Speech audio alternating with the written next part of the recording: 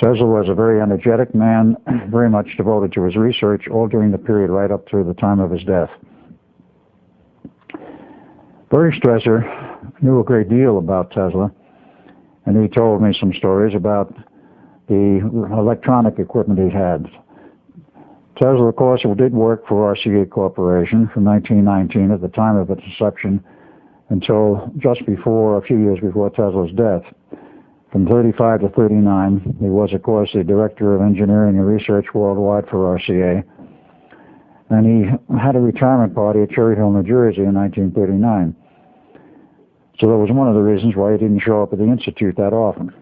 After 1939, he had a lot more free time, as I'm sure his duties at the RCA Corporation in Cherry Hill, New Jersey, where I believe he worked most of the time, were very demanding.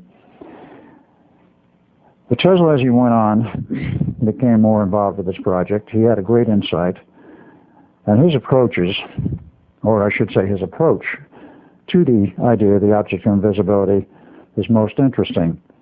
Now, his ideas were not only mathematical but electronic, but in addition to the work that he did and his approaches, there were other people who theoretically fit into the whole background of this project.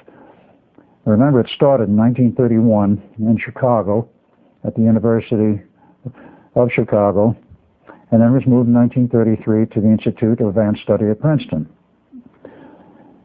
There are a number of things in background which are very important.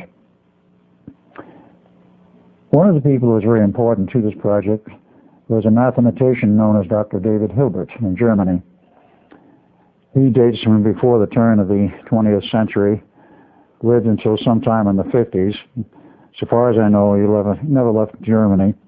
But he developed many systems of mathematics, 5 in actual count, of which the last one was the most important. It became nicknamed Hilbert Space because his mathematics described multiple realities and means for, shall we say, connecting to them, at least theoretically, to the alternate realities.